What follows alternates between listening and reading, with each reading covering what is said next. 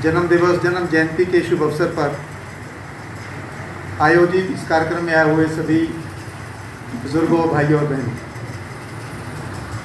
जसपाल जी ने तथा यहाँ की बाकी डॉक्टर प्रेम जी, कनू, सब लोगों ने मिलकर बहुत देर पहले मेरे को आदेश दिया था कि 14 अप्रैल को इस कार्यक्रम में आपको आना है और 1:30 बजे से लेकर 2 बजे के बीच में आपको इस प्रांगण में रहना है। मैं आमतौर पर समय पे जाता हूँ, सब लोग इस बात को जानते हैं, कोशिश करता हूँ पहुँचूँ भी समय पर और जहाँ आगे जाना वहाँ भी समय पर पहुँचूँ। तो आपने इस बहुत ही पावन शुभ अवसर पर यहाँ आने का मौका दिया, आपके बीच में आकर इस महान रतन को अपने श्रद्धा के सुमन भेंट करने का मौका दिया। मैं उसके लिए आपका बहुत आभारी हूँ, बहुत धन्यवादी हूँ। इस प्रांगण में, इस मंदिर में जो साथ साथ धर्मशाला का काम भी करती है, लोगों को ठहरने का स्थान भी देती है, मैंने देखा है निरंतर अच्छे काम होते रहते हैं। गरीब आदमी बाहर से आता है, कोई उसका ताया, चाचा, मामा, भाई, बहन तकलीफ में है, पीजीआई में एडमिट हो गया है, इतने पैसे नहीं हैं कि बाहर जाकर किसी होटल में ठहर सके, कोई धर्मशाला में भी खर्चा करके अपना गुजारा कर सके, पेशेंट को भी अटेंड करना है, अपनी भी चिंता करनी है। दुख की घड़ी में ऐसे व्यक्ति की मदद करना जो कुछ संस्थाएं करती हैं, उसमें आपकी ये संस्था भी काम करती है। मैं बहुत लंबे अरसे से दिख रहा हूँ।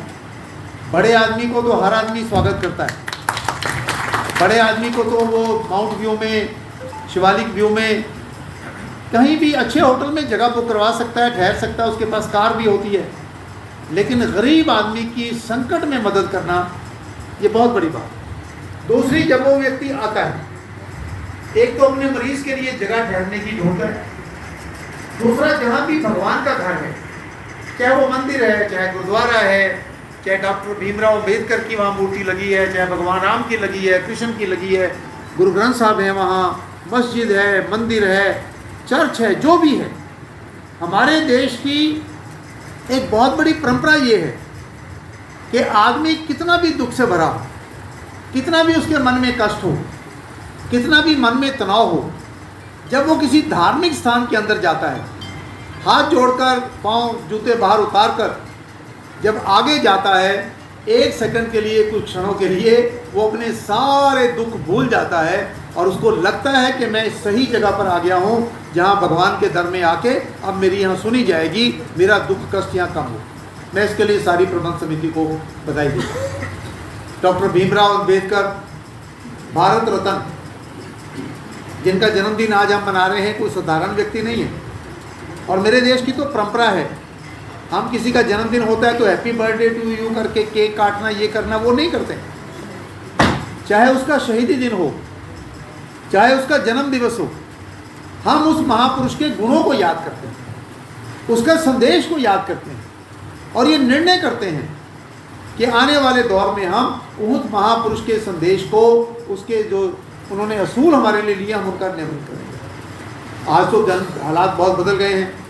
मैं यहाँ बोल रहा हूँ, लोग रिकॉर्ड कर रहे हैं, 2 मिनट में कहीं भी आप रिकॉर्डिंग भेज दोगे, मैसेज व्हाट्सएप पे सेकंड लगता है, टिक टिक टिक बटन दबाओ और कहीं से कहीं मैसेज पहुँच जाते हैं, चले जाते हैं। जिस दौर में डॉक्टर अंबेडकर हुए थे, बिजली नहीं होती थी, घर में लैलटन जलाकर तब कहीं पढ़ने का काम होता था, कच्चे मकान होते थे और समाज की रचना ऐसी थी कि कुछ लोगों के बारे में धारणा थी, उनको बराबर नहीं बैठने दिया जाता था, पानी नहीं पी सकते थे उनके कुएं से, बराबर खाना नहीं खा सकते थे, पढ़ने के लिए बच्चों के साथ स्कूल में बराबर नहीं बैठ सकते थे।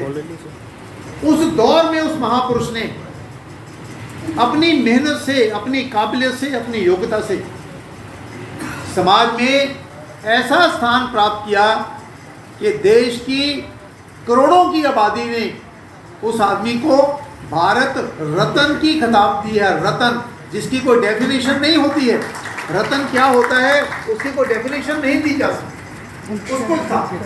ऐसा संविधान बनाया। मैं वकील हूँ, पॉलिटिकल साइंस की मैंने एमए की है।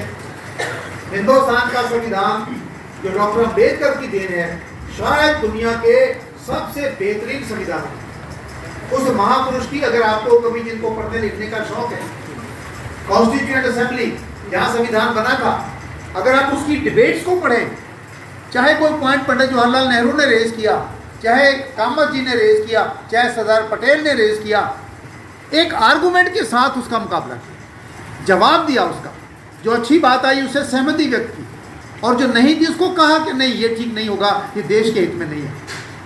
47, 48, 49 में संविधान बनाते हुए उस व्यक्ति की निगाह 2-4 साल 6 साल पर नहीं थी। उस महापुरुष का जो ब्रेन काम कर रहा था, वो आने वाले सैकड़ों साल में देश कैसा होगा, लोकतंत्र कैसा होगा, समाज की रचना कैसी होगी, इस पर उस व्यक्ति का ब्रेन काम कर रहा था। और आज जो हम देख रहे हैं, आज हम देख रहे हैं इतना बढ़िया संविधान हमको दिया, सेंट्रल स्टेट के रिलेशंस, बाकी सारे उन्होंने प्रावधान किए। आज जब हम उनको याद कर रहे हैं, उस महापुरुष को याद कर रहे हैं, तो उसको सच्ची श्रद्धांजलि ये है कि आदमी कभी इस बात पर मत घबराए कि मैं जहाँ पैदा हुआ हूँ मेरे माँ बाप के पास पैसा नहीं है, मैं जहाँ पैदा हुआ हूँ मैं स्कूल कॉलेज में भेजने के लिए पैसा नहीं है, मेरे साथ दुर्व्यवहार होता है, मेरे साथ व्यवहार ठीक नहीं होता। अपनी योग्यता से, अपनी काबिलियत से, अपने गुणों से आप समाज में, देश में, राष्ट्र में ऐसा स्थान प्राप्त कर सकते हैं जो और कोई दूसरा सारी दुनिया के अंदर प्राप्त नहीं कर पाया है। और आपको उस महापुरुष से संदेश लेते हुए आज मैं महसूस करता हूँ, उनसे रास्ते पर चलें। समाज के अंदर कुछ कुरीतियाँ आई थी, वो दुर्भाग्यपूर्ण थी। समाज के अंदर ही जाति पाति के नाम पर, धर्म के नाम पर, और छोटी जाति बड़ी जाति जिन लोगों ने की, आज उन लोगों को भी एहसास होने लगा कि वो समाज का जो अध्याय था वो काला अध्याय था, जो जितनी जल्दी मिट जाए उतना जल्दी अच्छा है। आज समाज कहीं से कहीं जा रहा है, बहुत सारी इम्प्रूवमेंट आई है, फिर भी बहुत कुछ करना बाकी है। मैं महसूस करता हूँ कि आओ मिलजुल कर इस देश को और आगे लेकर जाएं। किसी भी व्यक्ति के गुणों को देखकर ही उसको परखें, उसका धर्म, उसकी जाति, उसके जन्म का स्थान, उसके पिता माँ बाप की आर्थिक स्थिति कैसी है, इन बातों पर ना जाते हुए हीरे की और रतन की परख इस बात पर हो कि उसके गुण क्या है। अगर उन गुणों को लेकर हम चलते हैं तो बहुत आगे चलेंगे। जब तक दुनिया रहेगी, जब तक दुनिया, कह रहा हूँ मैं, भारत की बात नहीं कर रहा, भारत की दुनिया में रहेगा। जब तक दुनिया रहेगी डॉक्टर भीमराव अम्बेडकर का नाम सदैव अमर रहेगा। बिना भीमराव अम्बेडकर के बात के कभी भी आप भारत के संविधान की बात, अधिकारों की बात, व्यवस्था की बात कोई कर ही नहीं पाएगा। जब तक वो दुनिया रहेगी तब तक उनका नाम रहेगा। मैंने 2 बजे तक जाने का समय मांगा था, 1:30 बजे में पहुंच गया था। और इस महापुरुष पे तो बोलना चाहे घंटों बोला जा सकता है। इतनी मोटी मोटी किताबें स्कॉलर्स ने लिखी हुई हैं जिन पर आप चर्चा करना चाहें, सारे दिन भी उस महापुरुष की योग्यता पर चर्चा कर सकते हैं। आज के दिन क्योंकि बाकी लोग भी अपनी बात रखेंगे, मैं उस महापुरुष के चरणों में श्रद्धा के सुमन भेंट करता हूँ और भगवान से इतनी ही प्रार्थना करता हूँ हम सबको उनके मार्ग पर चलने की प्रेरणा दे। जो संदेश उन्होंने दिया मानवता का, मानस की जात सभ्य एक पहचान को का जो सिद्धांत उन्होंने पालन किया, और चाहे गरीब परिवार में पैदा हुए, आर्थिक रूप से संपन्न नहीं थे, लेकिन अपनी योग्यता से दुनिया के शिखर तक पहुँचे, वो सारी ताकत हम सबको भी दे और मिलजुल कर हम आगे लेकर जाएं। इन्हीं शब्दों के साथ आपका धन्यवाद करता हूं। जसपाल जी को, कनू जी को, हमारे भाई साहब को हमेशा बहुत अच्छा मन संचालन करते हैं, डॉक्टर साहब को, सबको बहुत बधाई देना चाहता हूं कि आइए ऐसे कार्यक्रम करते रहिए। राजनीति अपनी जगह है, सरकारें आती रहती हैं, जाती रहती हैं, प्रशासन आता रहता है, जाता रहता है, व्यक्ति आते रहते हैं, जाते रहते हैं, लेकिन सदैव रहता है ये देश, देश का संविधान और वो महापुरुष जिन्होंने इसको बनाने में अपना पूरा योगदान किया है। आपका बहुत बहुत धन्यवाद। जय हिंद, जय भारत।